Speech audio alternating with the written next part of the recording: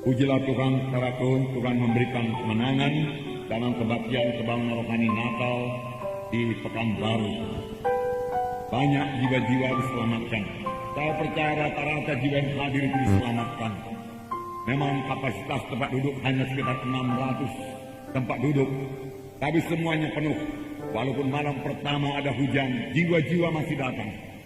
Malam kedua beritanya lebih tersebar lagi, karena banyak jiwa-jiwa yang selamat dan disembuhkan Tuhan. Yang disembuhkan ini, saudaraku, mereka bersaksi. Mereka bawa beritanya, saudaraku, kepada banyak-banyak jiwa. Ada yang membawa beritanya kepada keluarganya, juga keluarganya juga hadir pada malam yang kedua. Kami melihat beberapa, saudaraku, bus-bus mini pengangkutan umum yang membawa jiwa-jiwa yang sakit, boleh jadi sedikit dari luar Pekanbaru. Mereka semua menerima kuasa Tuhan. Dan sampai pada akhir kebaktian sekitar jam 9.30 atau jam 10, saudaraku, masih ada minibus yang datang. Saya kasihankan kepada mereka. Syukurlah ada anak-anak Tuhan yang boleh menyanyi mereka. Saudara, puji Tuhan, saudara. Jadi banyak sekali jiwa-jiwa yang berhaus. Di Pekanbaru banyak jiwa-jiwa berhaus. Di kota-kota sekitar Pekanbaru juga banyak jiwa-jiwa berhaus. Mereka butuh Injil Tuhan. Mereka bersukacita mendengarkan firman Tuhan. Mereka bersukacita menyaksikan kesembuhan yang mereka terima. Mereka merasakan kuasa Tuhan dalam kebaktian. Beberapa di antara mereka bersaksi ke depan. Apakah yang mereka saksikan?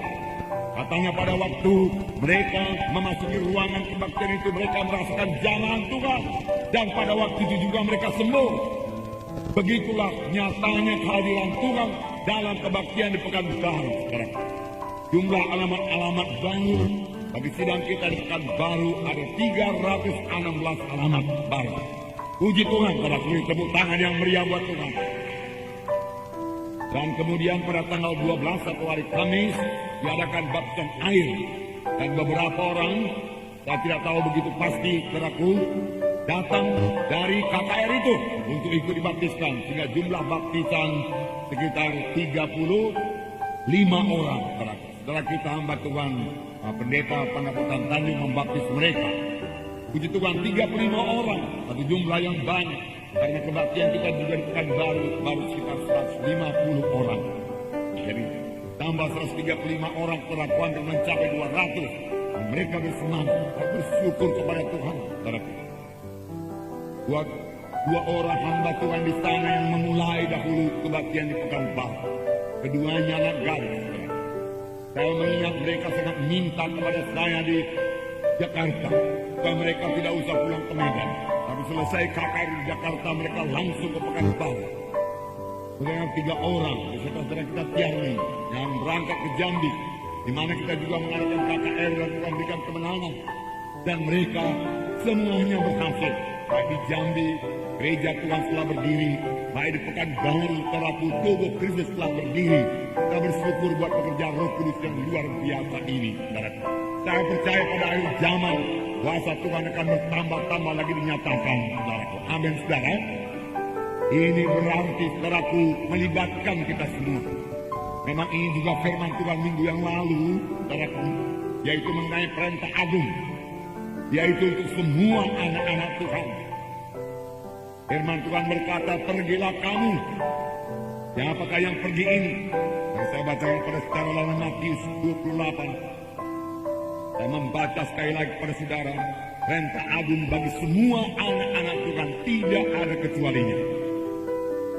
Ayat 19 Matius 28, karena itu pergilah, jadikanlah semua bangsa muridku, dan baptislah mereka dalam nama Bapa dan Anak dan Roh Kudus, dan ajarlah mereka melakukan segala sesuatu yang telah kuperintahkan kepadamu, dan ketahuilah aku menyertai kamu senantiasa sampai kepada akhir zaman. Tuhan berkata, pergilah kamu, jangan tunggu di gereja, bergeraklah keluar dari gereja, lihatlah jiwa-jiwa yang terhilang, lihatlah ladang-ladang yang sudah menguning. Tuhan Yesus berkata dalam ayat yang lain, sudah masak semuanya, sediakan dituai. Firman Tuhan berkata, bahkan saya mendapat mimpi setelah pulang daripada Pekanbaru, bahwasanya ini mengenai tanah Karo, sudah hamba Tuhan di sana melaporkan Nah, tanah karo perlu dituai, dia katakan. Tapi dia katakan jagung-jagung sudah menguning, dia katakan siap sedia untuk dituai. Boleh jadi mimpi saya kurang rohani, saudara, kita itu di Tuhan. Saya yakin saudara maksudnya jiwa-jiwa juga sudah laku. Dan dia tambahin lagi satu perkara, kalau tidak coba dituai, nanti jagungnya dicuri orang, Pak, dia katakan. Betul juga, Alkitabiah, saudara. Memang kita perlu pergi, amin, saudara. Perlu pergi. Sekarang siapa yang pergi? Apakah penginjil saja yang pergi mengadakan KKN, atau pendeta yang pergi, atau guru agama yang pergi, atau nabi-nabi rasul?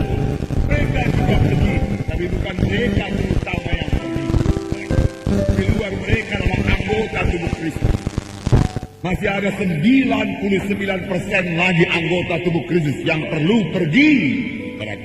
Ini yang kurang dilihat oleh gereja. Biarlah kita melihatnya. Terlebih kita hidup pada akhir zaman ini. Bahwasanya gereja itu harus menginjil. Setiap anak-anak Tuhan adalah pemberita Injil. Setiap anak-anak Tuhan adalah saksi Tuhan. Di dalam sidang pertama, dalam Kisah Rasul pasal 8, terjadilah aniaya yang besar di Yerusalem. Kemudian mereka tersebar keluar dan mengabarkan Injil. Tapi siapakah sebenarnya yang mengabarkan Injil? Kita membacakan kepada saudara Kisah Rasul pasal 8 ayat 1b. Pada waktu itu mulailah penganiayaan yang hebat terhadap jemaat di Yerusalem. Mereka semua kecuali rasul-rasul tersebar ke seluruh daerah Judea dan Samaria. Jadi rasul-rasul tinggal di Yerusalem. Mereka semua tersebar keluar dari Yerusalem, masuk ke daerah Judea dan Samaria. Apakah mereka perbuat? Saya tidak bisa baca ayat demi ayat, saya baca kepada saudara ayat 4. Mereka yang tersebar itu menjelajah seluruh negeri itu sambil memberitakan Injil. Dikatakan tadi siapa yang tersebar? Semua anak-anak Tuhan kecuali rasul-rasul. Rasul-rasul yang tinggal di Yerusalem. Dan orang yang tersebar ini teraku memberitakan Injil Tuhan di Samaria.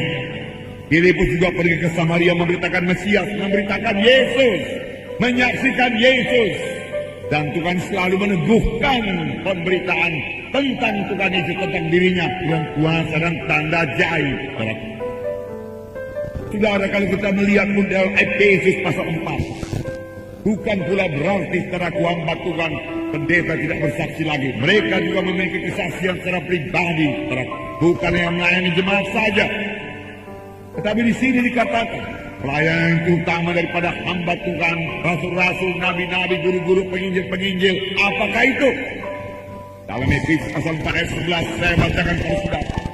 Dan ialah atau Yesuslah yang memberikan baik rasul-rasul maupun nabi-nabi, baik pemberita-pemberita Injil maupun gembala-gembala dan pengajar-pengajar, untuk memperlengkapi orang-orang kudus bagi pekerjaan pelayanan, bagi pembangunan tubuh Kristus. Nah, di sini dikatakan imam-imam, di sini dikatakan rasul-rasul itu, nabi-nabi, pemberita-pemberita Injil, gembala-gembala, pengajar-pengajar. Tuhan berikan dalam sidang, Tuhan tunjuk, Tuhan lantik dalam sidang. Untuk apa? Memperlengkapi orang-orang kudus, memperlengkapi anak-anak Tuhan. Untuk apa anak-anak Tuhan diperlengkapi? Untuk pekerjaan pelayanan. Pelayanan apa? Pembangunan tubuh Kristus. Jadi pembangunan tubuh Kristus berarti penginjilan ditambah dengan pemuritan. Kita bersyukur kepada Tuhan berikan dalam sidang kita ini ada kelompok-kelompok sel, di mana di sini diadakan penginjilan dan pemuritan. Haleluya. Tetapi belum sepenuhnya kita laksanakan firman Tuhan ini. Belum sepenuhnya kita patuhi firman Tuhan ini. Dan semua kita ikut dalam penggenapan perintah agung ini. Siapa yang pergi? Semua anak-anak Tuhan pergi. Bukan harus pergi keluar kota Medan. Pergi bersaksi. Pergi mengajak jiwa-jiwa datang kepada Tuhan Yesus. Pergi menceritakan betapa besarnya Tuhan Yesus. Betapa berkat yang diberikan Tuhan kepada anak-anaknya. Menceritakan kuasa Tuhan yang sudah kita terima. Menceritakan keadaan kita sebelum kita selamat. Menceritakan keadaan kita sesudah kita selamat. Jauh lebih mulia. Jauh lebih indah. Hidup kita menjadi mengasihi. Hidup kita berubah. Pengertian rohani kita bertambah-tambah. Kita tidak lagi takut menghadapi hidup ini. Tidak khawatir lagi. Itulah yang kita ceritakan kepada jiwa-jiwa. Apalagi kita sudah disebutkan Tuhan dari penyakit-penyakit saudaraku yang sudah lama kita derita. Kita datang kepada Tuhan Yesus. Tuhan menyembuhkan kita. Oh, saksikanlah berkat yang kita terima ini. Katakan, Yesus penyembuhku. Yesus juru selamatku. Yesus hidup. Dia mendengarkan doa, dia menjawab doa. Dia mengasihi saudara. Nah, apakah beratnya menyaksikan demikian? Jangan kita dibungkamkan oleh setan, saudaraku. Jangan setan, saudaraku, sampai menekan kita sehingga kita takut, tidak berani bersaksi, saudaraku. Mari bangun, saudaraku. Semua kita adalah saksi Tuhan. Sidang pertama adalah aniaya. Aniaya dalam sidang pertama boleh dipenjarakan, boleh dibunuh, saudaraku. Tapi mereka tidak takut menyaksikan Yesus.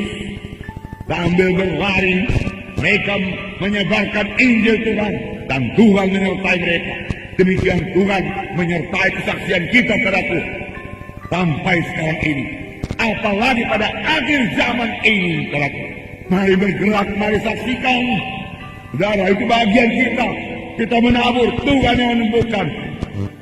Kita mengasihi jiwa-jiwa itu. Walaupun barangkali pada kesaksian pertama mereka tidak menerima, belum menerima kesaksian kita, puji Tuhan saja. Kita tetap mengasihi dia, saudaraku. Tinggalkan dia dalam kasih Tuhan. Doakan dia, saudaraku. Saudaraku, kelak, saudaraku. Ada saatnya, saudaraku, Tuhan memanggil dia sehingga dia mencari sendiri keselamatan yang daripada Tuhan, saudara. Orang satu keluarga bersaksi di Pekanbaru dalam hari yang kedua, saudara, bahwasanya dia ditimpa oleh frustrasi, stres. Dia tidak tahu mau berbuat apa-apa lagi. Kemudian dia ingat beberapa tahun yang lalu seorang anak Tuhan bersaksi kepadanya. Lalu dia berkata, itulah dia jawaban yang bisa melepaskan aku dari stres ini. Dia cari anak Tuhan tersebut sampai ketemu.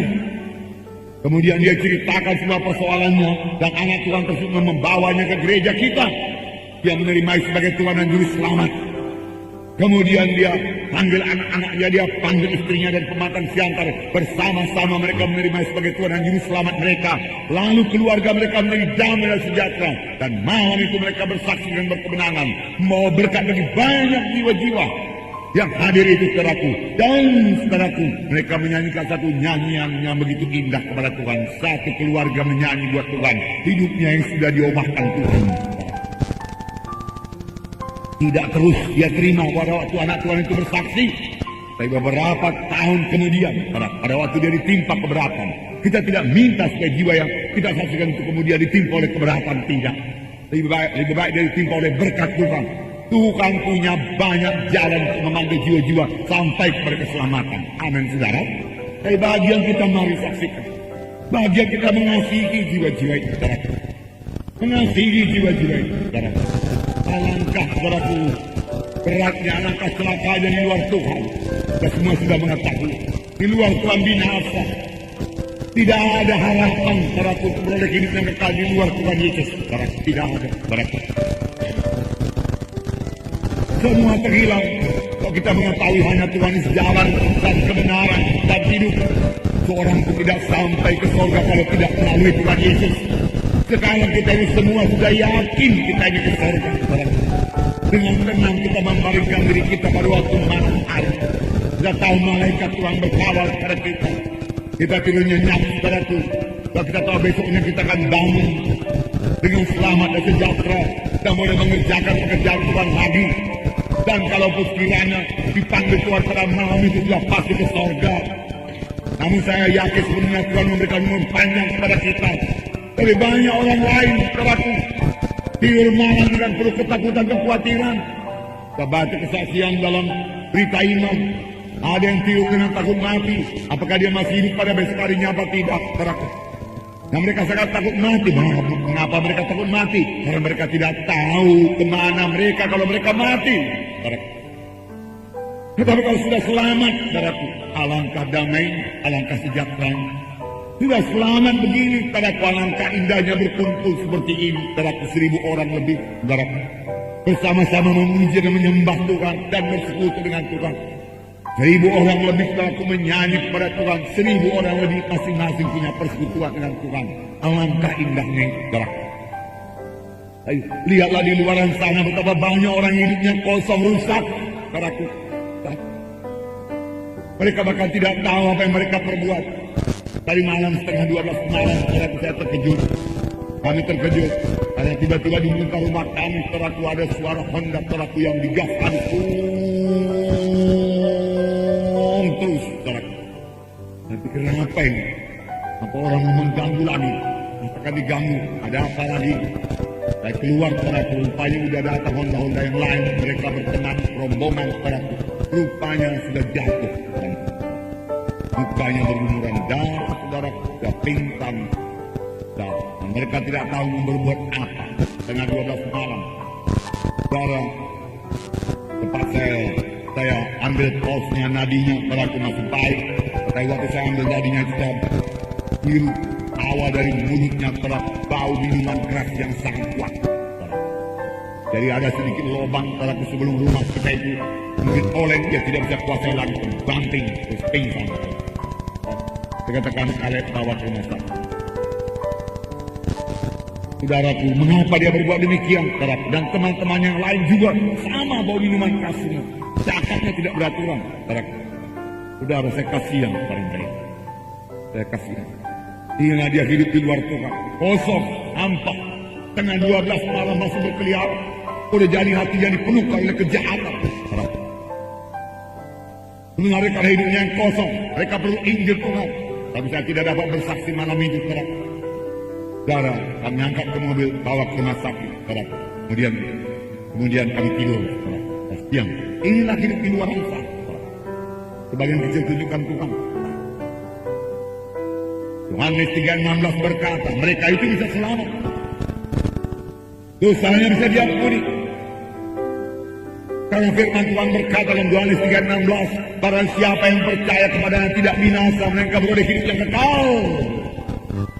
Mereka boleh menerima hidup yang kekal, karena hidup yang kekal sepanjang mereka percaya.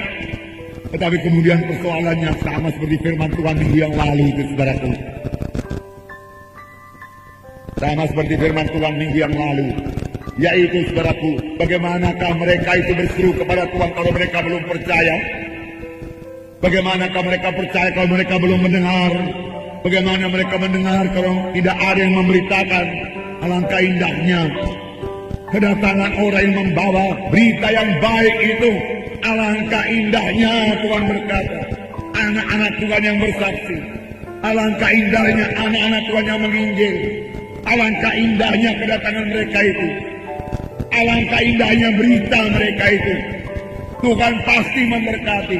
Tuhan pasti menyertai. Karena kitalah alat-alat Tuhan pada akhir zaman ini, saudaraku. Lihatlah ladang-ladang yang sudah menguning pada akhir zaman ini. Waktu tidak akan begitu lama lagi, saudaraku. Dalam Yohanes 4:35, bukankah kamu mengatakan 4 bulan lagi tibalah musim menuai?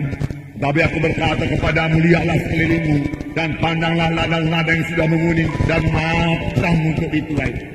Ladang-ladang yang sudah menguning dan matang untuk dituai. Matang untuk dituai. Ini bisa digenapkan, saudara. Sayangnya banyak anak Tuhan tidak mengerti bahwasanya dialah penuai-penuai itu. Sayalah penuai-penuai itu. Saudaralah penuai-penuai itu, saudaraku. Amin, saudaraku. Ya. Saudaralah alat Tuhan. Saudaralah yang dipakai Tuhan, saudaraku. Saudaralah penuai-penuai itu. Terlebih-lebih, saudaraku, pada akhir zaman ini, kita melihat, saudaraku, bagaimana pekerjaan setan bertambah-tambah. Saya tidak mempermuliakan setan. Saya hanya kasihan kepada jiwa-jiwa yang dirusak setan.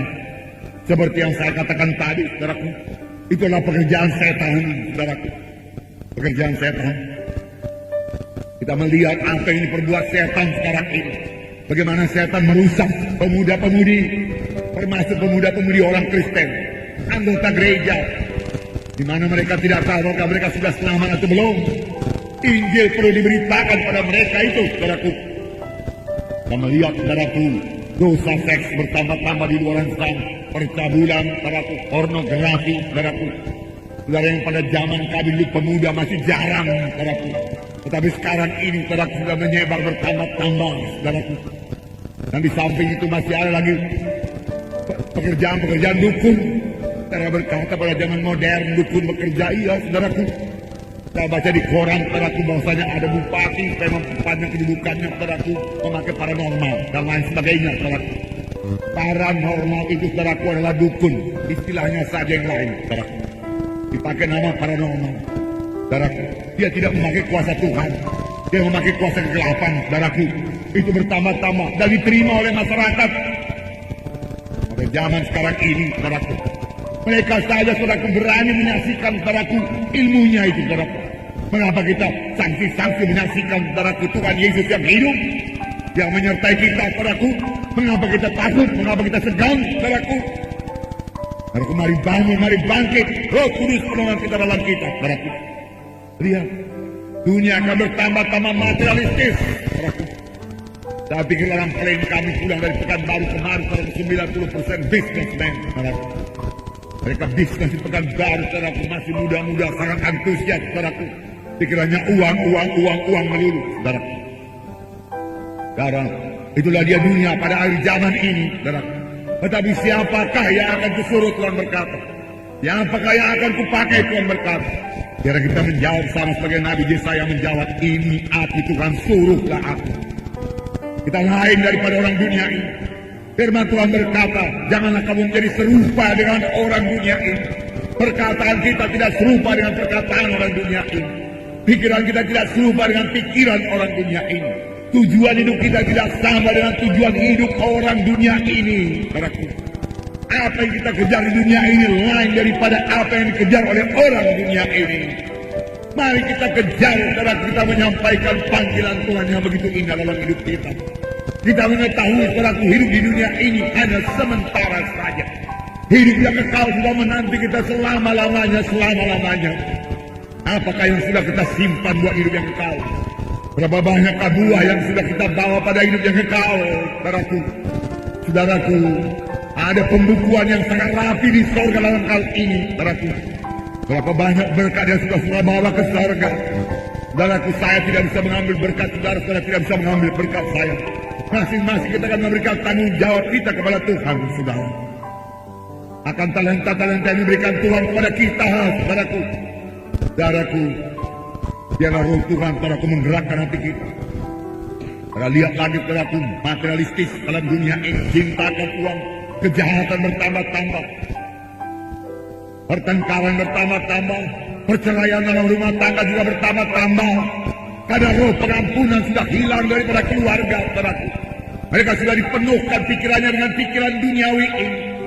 Ditambah lagi dengan segala macam acara TV, saudaraku, majalah-majalah yang memenuhkan pikirannya. Sehingga firman Tuhan tertekan, saudaraku. Firman Tuhan disorong keluar daripadanya. Kosong daripada firman Tuhan. Sudah kosong daripada firman Tuhan. Kosong daripada kasih Tuhan. Kosong daripada kuasa Tuhan. Apa yang bisa kita perbuat, saudaraku? Saudara, mari bangun, mari bangkit, saudaraku. Tolong, termasuk anggota-anggota gereja yang belum yakin dengan keselamatan jiwanya walaupun mereka ke gereja, saudaraku. Banyak sekali. Saya katakan kepada saudara yang selamat Pekanbaru itu, saudaraku, kebanyakan dari anggota gereja yang tidak tahu apakah dosa yang sudah diampuni atau belum, yang tidak tahu kalau dia mati pergi kemana, yang tidak tahu Yesus, yang tidak kenal Yesus. Mereka menyebut nama Yesus tapi tidak kenal Yesus. Saudara, kita sudah kenal Yesus, saudara. Kita boleh berkata, Tuhan Yesus juru selamatku, Tuhan Yesus pengampun dosaku, Tuhan Yesus pembaptis dengan roh, haleluya. Tuhan Yesus penyembuhku, haleluya. Tuhan Yesus sumber berkatku, haleluya. Tuhan Yesus sumber kehidupanku, juru selamatku, Tuhan Yesus jalan ke surga, dan lain sebagainya. Kalau kita tahu, mari beritakanlah itu, saudara. Beritakan Yesus, saudara, beritakan Yesus. Dan jatuh cintalah pada Yesus. Amin, saudaraku. Jatuh cintalah pada Yesus, saudaraku.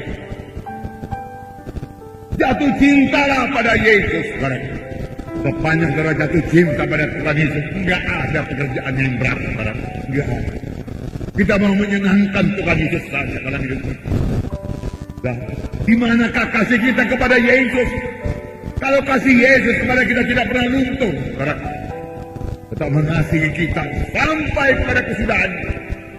Kasih Yesus tidak terukur, saudaraku. Dia begitu setia. Walaupun kita tidak setia, dia tetap setia, saudaraku. Saudara, adakah kita betul-betul mengasihi Tuhan Yesus? Adakah Tuhan yang terutama dalam hidup kita? Beberapa minggu yang lalu firman Tuhan berkata, janganlah hanya minta berkat-berkat Tuhan saja, mintalah pemberi berkatnya. Jangan minta kesembuhan saja, mintalah penyembuhnya, yaitu Tuhan Yesus. Bersekutulah dengan penyembuhnya. Jatuh cintalah kepada penyembuhnya, yaitu Tuhan Yesus sendiri. Jatuh cinta pada Tuhan Yesus, lalu bersekutu dengan Tuhan sudah berat. Berdoa kepada Tuhan sudah menjadi sesuatu yang berat lagi padaku. Dia begitu baik. Dia mendengarkan doa kita, dia menjawab doa kita. Bahkan dia memberikan yang paling baik bagi kita. Dia menuntun kita, dia menyertai kita. Padaku. Oh, pantaslah kita salurkan berkat yang kita terima dari Tuhan Yesus. Jangan tahan bagi diri kita. Begitu banyak berkat yang kita terima dari Tuhan Yesus. Berikan. Keselamatan yang kita terima dari Tuhan Yesus. Ceritakan. Minggu yang lalu kita katakan, kalau kita tidak menceritakan berkat yang daripada Tuhan, kita seperti laut mati yang mengumpulkan semua air dari Danau Galilea, kumpul terus bertahun-tahun, puluhan tahun, lalu tidak ada satupun kehidupan di laut mati tersebut karena penuh dengan garam. Mengapa? Karena laut mati tidak mengalirkan airnya. Tapi di Danau Galilea yang selalu mengalirkan air yang datang kepadanya, dia salurkan, dia berikan. Danau Galilea menjadi danau yang segar, danau yang jernih, danau yang penuh kehidupan. Yesus berjalan-jalan di tepi Danau Galilea. Yesus naik perahu di Danau Galilea. Petrus menangkap ikan di Danau Galilea. Danau Galilea memberikan kehidupan. Mengapa? Karena dia menyalurkan apa yang dia terima dari Tuhan. Salurkan apa yang dia terima daripada Tuhan. Kesehatan yang Tuhan berikan pada saudara, berikan untuk melayani. Berkat yang diberikan Tuhan pada saudara, berikan untuk pekerjaan Tuhan pada Tuhan. Damai sejahtera yang saudara terima daripada Tuhan, berikan padaku. Untuk jiwa-jiwa, amin saudaraku. Ya, biar kita jatuh cinta pada Tuhan Yesus. Jatuh cinta pada Tuhan Yesus. Haleluya. Nah, saudaraku, jangan beri tempat bagi dosa. Yang beri tempat bagi dosa itu melumpuhkan saudara. Maka dari dosa lah datang penyakit. Saudara mau sehat, jauhilah dosa. Jauhi dosa. Penyakit mulai datang selama Adam dan Hawa jatuh kepada dosa. Saudara mau sehat, saudaraku, hamba-hamba Tuhan boleh berdoa dan meletakkan tangan, dan firman Tuhan berkata, maka mereka itu akan sembuh. Haleluya. Tetapi sudah itu hiduplah untuk kebenaran, firman Tuhan berkata. Dia sendiri sudah menanggung segala dosa kita di kayu salib di Golgota, supaya kita hidup untuk kebenaran, dan oleh bilur-bilurnya kamu telah sembuh. Hidup untuk kebenaran, maka oleh bilur-bilur Yesus telah sembuh. Oleh bilur-bilur telah sembuh. Kemudian hidup benar di hadapan Tuhan. Jangan hidup berlajak-lajak memuaskan kehendak daging. Kadang-kadang kita katakan hukum Taurat. Tapi lihat, hukum Taurat sendiri telah punya aturan-aturan makanan. Yang ini tidak bisa dimakan, yang itu tidak bisa dimakan, binatang ini tidak bisa dimakan. Kan saudara baca buku Imamat. Maksud Tuhan supaya bangsa Israel, bangsa pilihannya itu sehat. Sekarang banyak orang zaman sekarang, semua telah dimakan. Sampai teraku guru Gideon teraku waktu dia SMA berkata mengenai buku Imamat itu, sekarang kita di bawah anugerah, dia katakan, bukan lagi di bawah Taurat. Semua pun boleh dimakan, semua yang di laut boleh dimakan, kapal pun boleh dimakan, tapi terlalu keras, dia katakan.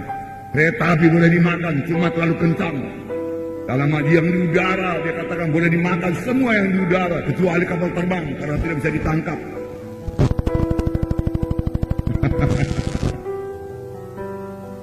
Saudara, kita harus makan dengan teratur. Amin, saudaraku. Itu mau kesehatan bagi kita. Mau kesehatan. Simpel saja, saudaraku. Roh Kudus akan memimpinkan kita. Sedikit gerak badan, saudaraku, untuk menguatkan tubuh kita ini, saudaraku. Karena tubuh kita ini ciptakan Tuhan untuk bergerak. Untuk pergi, dia katakan, itu bergerak, saudaraku. Pergi mengabarkan Injil, bergerak.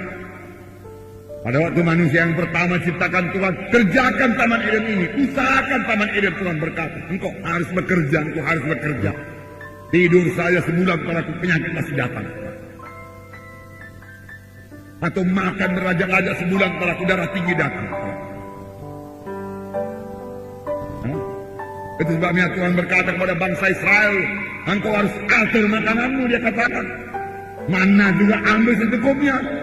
Jangan rakus engkau, Tuhan berkata. Terlebih sekarang, saudaraku, dalam pimpinan Roh Kudus sudah tahu itu semua, saudaraku. Tapi biarlah kita menyangkal diri, saudaraku. Memang ada penyakit-penyakit langsung dari setan. Itu sebabnya ada Tuhan perlu bersalut dengan darah Yesus. Amin, saudaraku.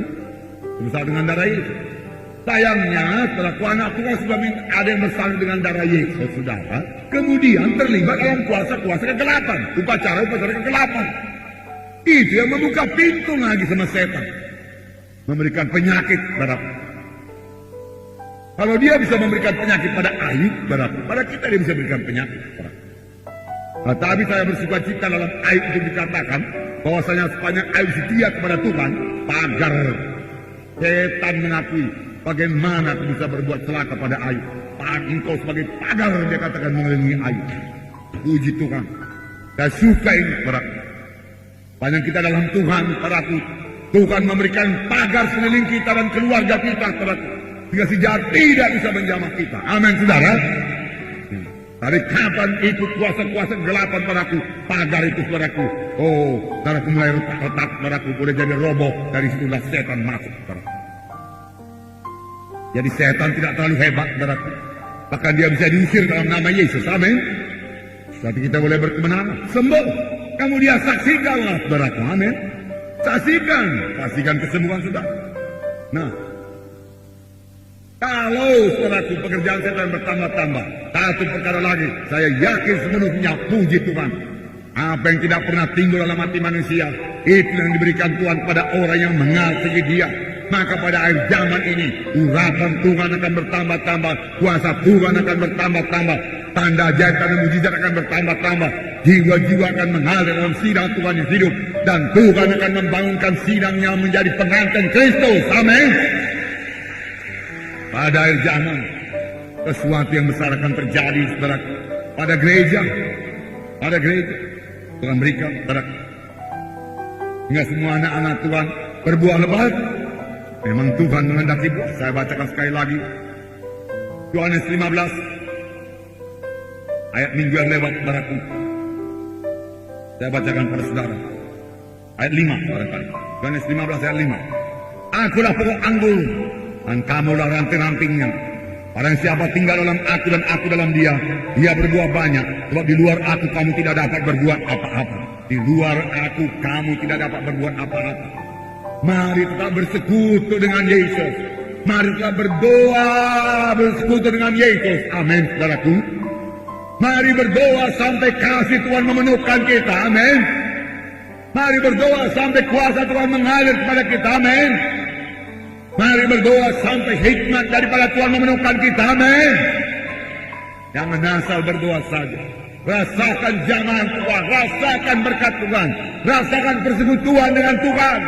Tangkal diri saudara untuk berdoa, saudaraku. Saudara, tidak ada, saudaraku, salib, saudaraku. Tidak ada juga keselamatan, saudaraku.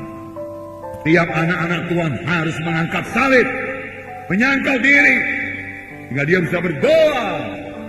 Dan dia beroleh kekuatan daripada Tuhan, saudara.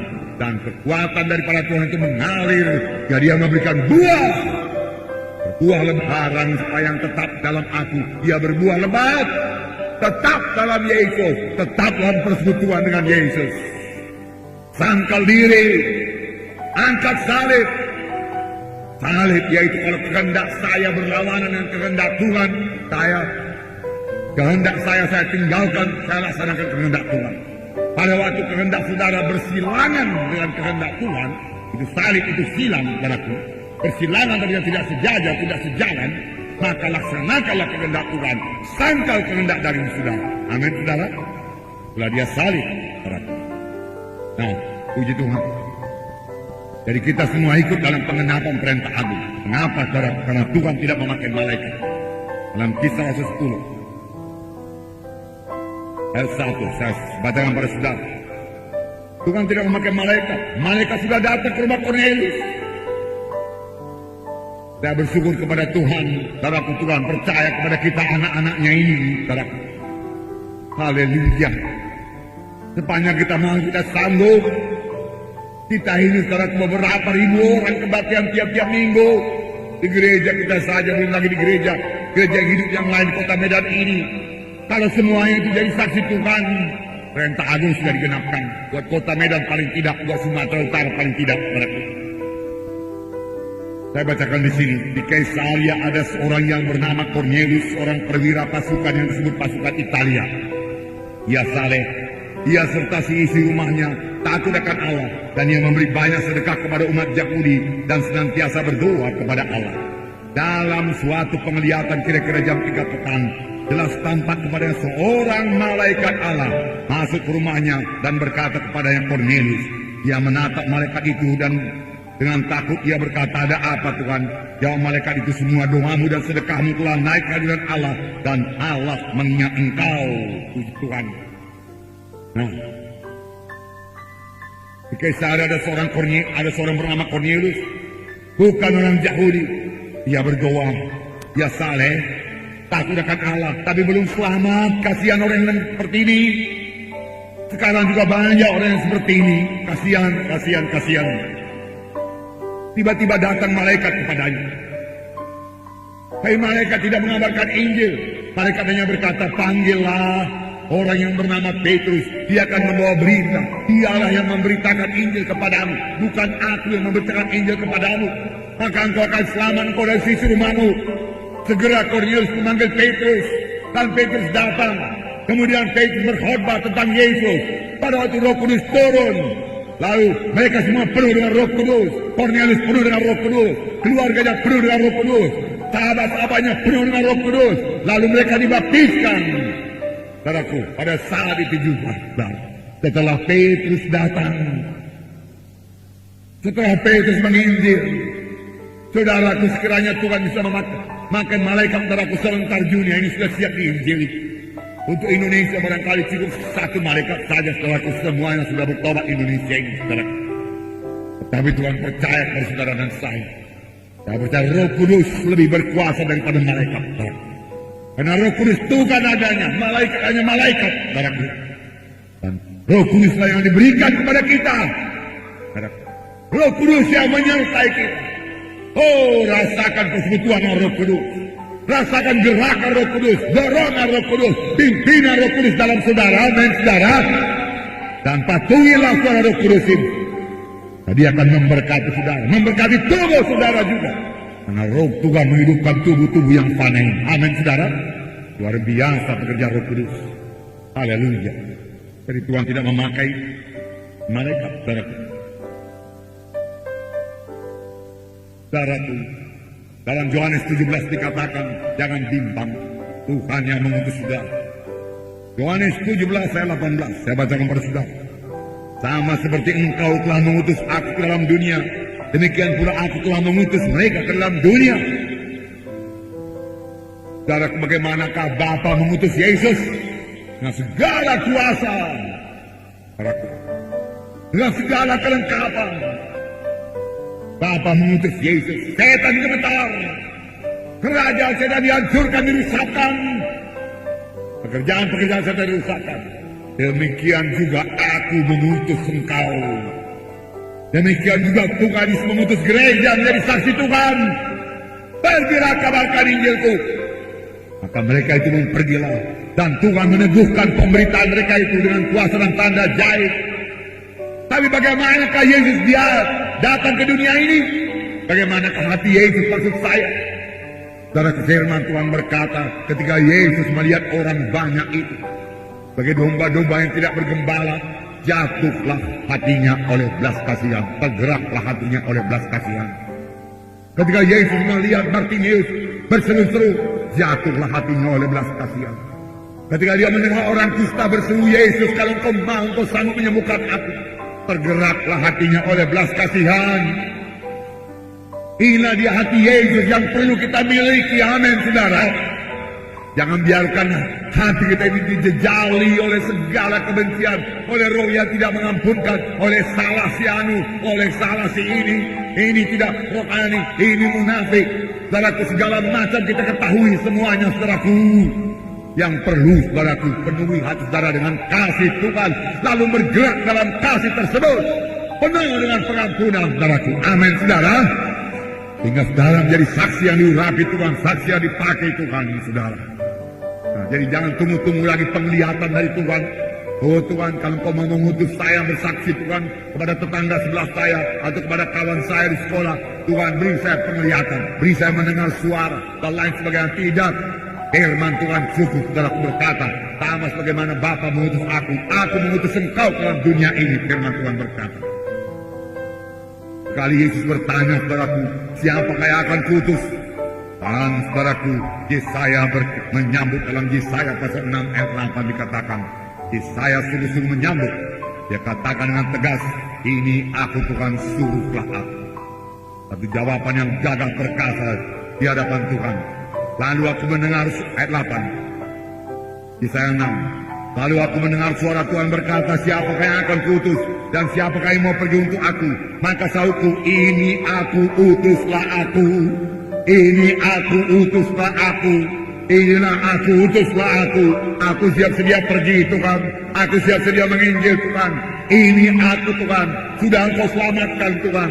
Ini aku Tuhan, sudah beroleh hidup yang kekal Tuhan. Oh, luar biasa hidup yang kekal Tuhan. Ini aku, sudah engkau sembuhkan Tuhan. Seharusnya aku mati Tuhan. Suruh aku Tuhan. Aku mau melaksanakan kehendak-Mu Tuhan. Ini aku Tuhan, sudah engkau ubahkan Tuhan. Hatiku telah menjadi baru. Aku telah menjadi kejadian yang baru. Suruh aku Tuhan. Aku mau bergerak Tuhan. Aku mau pergi kemana engkau suka Tuhan. Kehendak-Mu jadi Tuhan. Haleluya. Haleluya, saudaraku. Demikian seharusnya saudaraku jawab anak-anak Tuhan. Ini aku, suruhlah aku. Jadilah saksi yang setia. Yesus saksi yang setia. Setia, saudaraku, artinya tidak mundur. Artinya stabil terus, saudaraku. Kalau ada halangan, saudaraku, dia tidak mau mundur. Wahyu 3 ayat 14. Dan tuliskanlah kepada malaikat jemaat di Laodikia, inilah firman dari Amin, saksi yang benar. Maaf, saya ulangi. Inilah firman dari Amin, saksi yang setia dan benar, permulaan ciptaan Allah. Inilah firman dari Yesus. Yesus adalah saksi yang benar, saksi yang setia. Nah, saudara, bersaksilah. Saudara berkata, saya tidak punya kuasa. Saudara punya kuasa. Amin, saudaraku. Saya punya kuasa. Yang perlu saudara punya iman dan bertindak. Saudara, jangankan saudara, firman Tuhan itu aja punya kuasa. Kehadiran Tuhan punya kuasa. Saya katakan tadi waktu jiwa-jiwa memasuki ruangan, belum berkhotbah. Kadang-kadang kita pikir khotbah itulah yang menyembuhkan. Saudaraku, tidak selamanya, saudaraku. Dia masuk ruangan, roh Tuhan menjamah dia. Dia merasa jamahan Tuhan sembuh. Dan dia bersaksi ke depan. Tadi waktu aku masuk ke ruangan, aku sembuh. Aku rasakan hadirat Tuhan di sini. Aku rasakan kuasa Tuhan di sini, dia katakan. Dan dia sembuh.